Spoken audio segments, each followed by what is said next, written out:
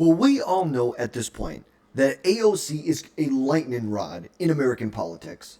Some call her the future of the Democrat Party, while the majority of us see her as one of the most divisive figures pushing far left radical views. So the question is AOC really the new leader of the Democrat Party?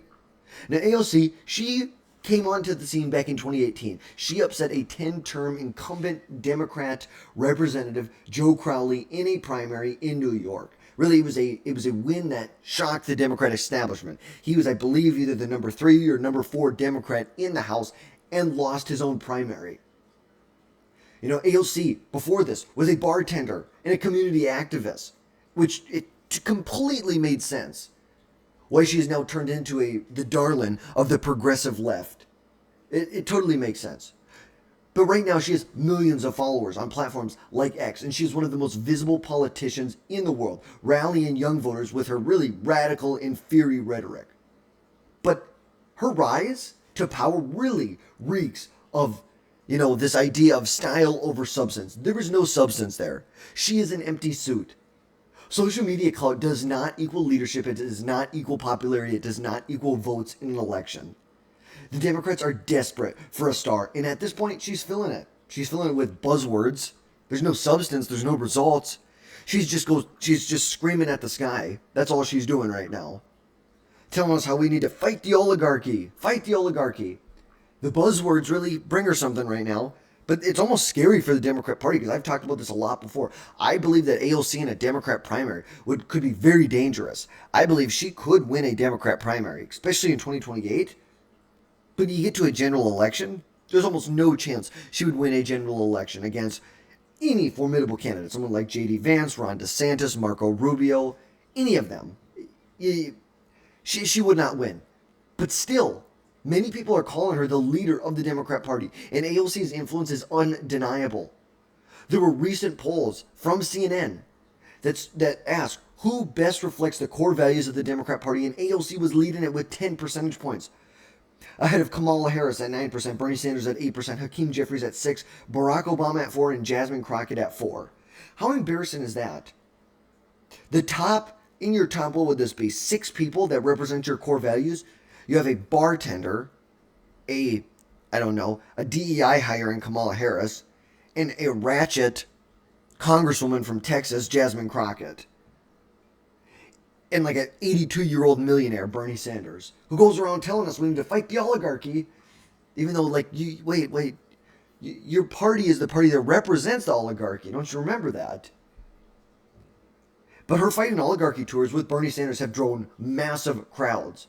In Denver alone, she drew roughly 36,000 people. In Denver alone. And this is really cementing her as a progressive powerhouse. Remember, she raised almost $10 million in the first quarter of 2025. This isn't even an election year, and she raised $10 million. Tell me people see her as the leader of the party without telling me.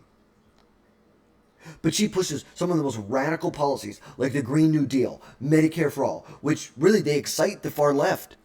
They excite the Democrat base. Does that win you a general election? If you're really going to be the leader of the party, that means you're going to be the nominee in 2028. Because even Republicans, like Representative Mike Lawler from New York, have called her the, quote, de facto leader. Because she does have a ton of sway over party messaging. She does. And we're not saying actually in D.C. We're saying the actual base, the grassroots of the Democrat Party. She has a lot of sway with them. And look at this. Atlas Intel poll. If your name is not Barack or Michelle Obama, you have the second highest approval rating or positive view of a Democrat. And AOC is nowhere near her peak of visibility to the public. Kamala Harris is at her peak. If not, she's coming down from her peak of visibility in the public. And you're saying you're neck and neck with AOC, but you have almost double the amount of people who don't know or don't have an opinion versus Kamala Harris, which leaves you actually room for growth. But let's all be real about this. You can look at the data, whatever. Let's be real. This so-called leadership, it's nothing. All it is doing is pandering to the most extreme voices in the party. Her policies are pie-in-the-sky socialism that will tank the economy, scare off swing voters, and How idiotic are Democrats to let a 35-year-old congresswoman who's a self-described democratic socialist steer the ship because they're basically out of ideas at this point because they really don't know. They are lost in the wilderness. They've been put into exile and they don't know what to do. Now, AOC isn't the official leader. We know that. There are formal roles like the House Minority Leader with Hakeem Jeffries or DNC Chair Ken Martin and many other positions that are held. But those people are never really the leader of the party. Like, did we look to Mike Johnson in 2022 or 2023, 2024 as the leader of the Republicans? No. Most people look towards Donald Trump as the leader. It's more of these informal roles, but centrist Democrats are not sold on her. They're not. In December of 2024, she lost a bid for the top House Oversight Committee spot to Representative Jerry Connolly, which now he actually had to step down because he has, I believe, his cancer came back or something like that. But she's just showing there was a huge resistance from the establishment Democrats. Look 2016 what they did to Bernie Sanders. Look in 2020 what they did to Bernie Sanders. Look in 2024 what they did to Dean Phillips. The establishment just puts these walls up and they say they're going to do this. But now you actually have grassroots support for someone like AOC. It's like they shouldn't be surprised one bit. But the reality is that her far left stances will alienate moderates. It will risk electoral losses at the top of the ticket. There's no doubt about that. And we haven't even got into talking about her ideas on foreign policy, on Israel, just how radically out of touch with reality she is, especially when it comes to the Israel-Hamas conflict, simply on what side she has taken in this conflict. And Democrats are frustrated, and you know what? They probably have a right to be frustrated because guess what? Their party is pathetic. It's lethargic. Their party is so lethargic that they lost to Donald Trump in 2024. They literally told everyone that Donald Trump was Hitler, that he was a Nazi. And people still voted for Trump over them. First time a Republican won the popular vote in 20 years. But at the end of the day, no matter how frustrated Democrats are with their party, AOC's radicalism is a liability for their party. Her loss to Connolly just shows that the establishment Democrats are not there. They're not ready to hand her the keys yet. She may be a loud voice, but she is nothing more than an empty suit, and she is a unifying voice for the Republican Party.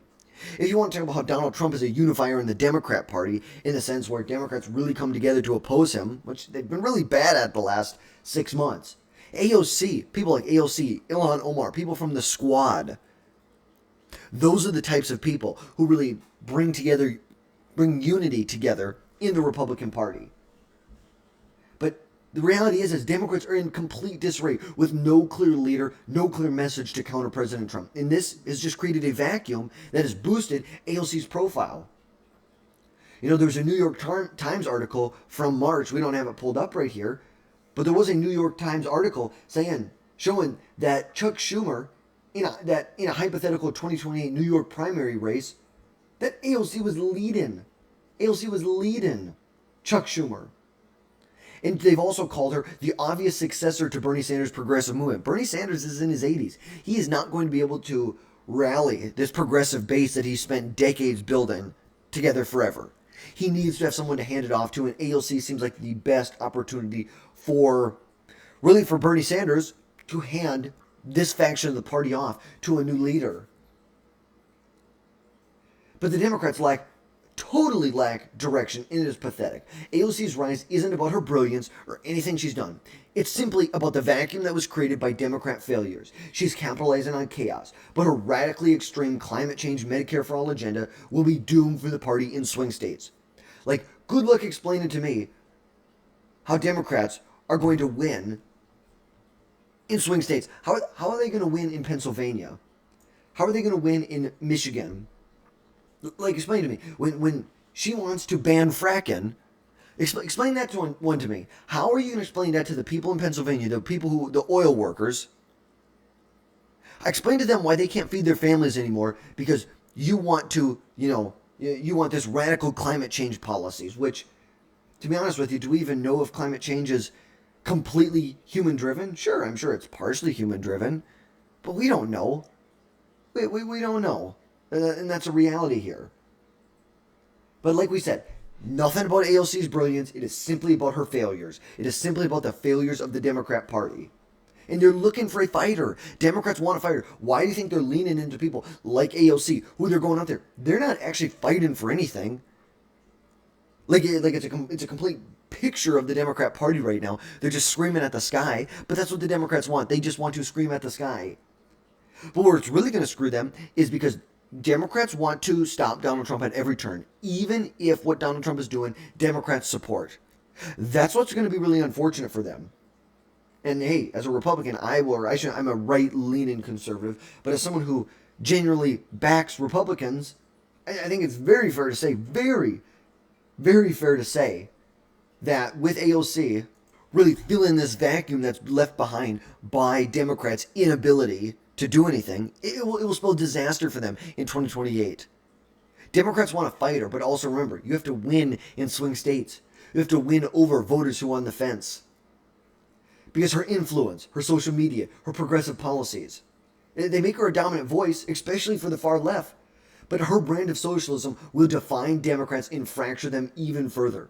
Because AOC is no leader. She's a symptom of a party lost in their ideological battle. And if Democrats hand over the keys to the party to people like AOC, expect more electoral disasters.